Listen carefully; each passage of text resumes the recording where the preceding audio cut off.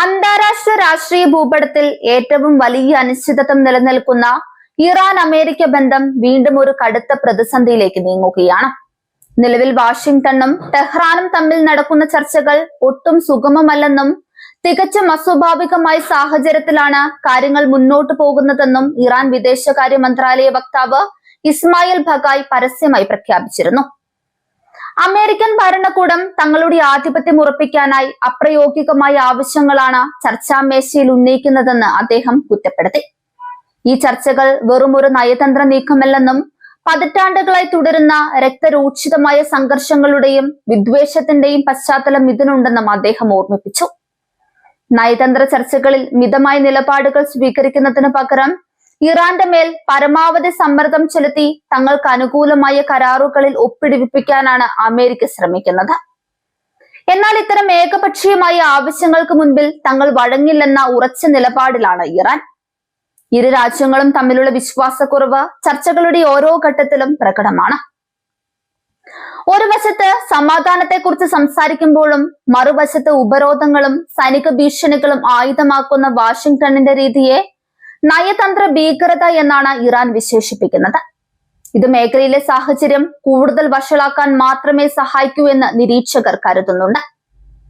ഈ തർക്കങ്ങൾക്കിടയിൽ president Donald ട്രംപിന്റെ നിലപാടുകൾ ലോകത്തെ കൂടുതൽ ആശങ്കയിലാക്കുകയാണ്. ഇറാൻ മുന്നോട്ട് വെച്ച ഏറ്റവും പുതിയ നിർദ്ദേശങ്ങൾ ഒട്ടും തൃപ്തികരമല്ലെന്ന് പറഞ്ഞ് അദ്ദേഹം തള്ളിക്കളഞ്ഞു. തന്റെ അതൃപ്തിയുടെ കാരണങ്ങൾ എന്താണെന്ന് വ്യക്തമാക്കാൻ അദ്ദേഹം തയ്യാറാകാത്തത് നയതന്ത്ര വിദഗ്ധരെ കുഴക്കുന്നുണ്ട്. ഒരു വലിയ കരാറിനായി കാത്തിരിക്കുന്ന ലോകരാജ്യങ്ങൾക്ക് ട്രംപിന്റെ ഈ പെട്ടെന്നുള്ള തീരുമാനം വലിയ തിരിച്ചടിയായി. ചർച്ചകളിൽ നിന്ന് പിന്നോട്ട് പോകാനാണോ അതോ കൂടുതൽ വിട്ടുവീഴ്ചകൾക്ക് ഇറാനെ നിർബന്ധിക്കാനാണോ അമേരിക്ക ശ്രമിക്കുന്നതെന്ന കാര്യത്തിൽ ഇപ്പോഴും വ്യക്തതയില്ല. നിലവിൽ 3 ആഴ്ച പിന്നിട്ട താൽക്കാലിക വെടിനിർത്തൽ കരാർ ഒരു നൂൽപാലത്തിലൂടെയാണ് കടന്നു പോകുന്നത്. അതിർത്തികളിൽ ഏത് നിമിഷവും സംഘർഷം പൊട്ടിപ്പുറപ്പെടാവുന്ന തരത്തിൽ സൈന്യം ജാഗ്രതയിലാണ്. കരാർ ലംഘനങ്ങൾ നടന്നതായി ഇരുപക്ഷവും ആരോപിക്കുന്നുണ്ടെങ്കിലും ഒരു പൂർണ്ണ യുദ്ധത്തിലേക്ക് നീങ്ങാൻ ആരും താല്പര്യപ്പെടുന്നില്ല. എങ്കിലും ചർച്ചകൾ വഴിമുട്ടുന്നത് ഈ സമാധാന അന്തരീക്ഷത്തെ തകർക്കും.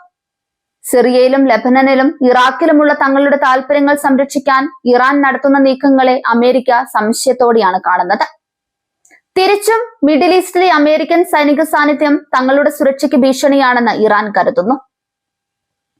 ആഗോള സാമ്പത്തിക രംഗത്തും ഈ തർക്കം വലിയ പ്രത്യാഘാതങ്ങൾ ഉണ്ടാക്കുന്നുണ്ട്. ഹോർമസ് കടലിടുക്കിലെ സുരക്ഷയെ ബാധിക്കുന്ന ഏതൊരു നീക്കവും എണ്ണവില കുതിച്ചുയരാൻ കാരണമാകും. ഇന്ധനത്തിനായി മിഡിൽ ഈസ്റ്റിനെ ആശ്രയിക്കുന്ന ഏഷ്യൻ യൂറോപ്യൻ രാജ്യങ്ങൾ അതീവ ജാഗ്രതയിലാണ്. ചൈനയുമായുള്ള നിർണായക ഉച്ചകോടിക്ക് മുൻപായി ഈ പ്രശ്നത്തിന് ഒരു പരിഹാരം കാണാൻ ട്രംപ് ആഗ്രഹിക്കുന്നുണ്ടെങ്കിലും ഇറാന്റെ കടുത്ത നിലപാടുകൾ അതിന് തടസ്സമാണ്.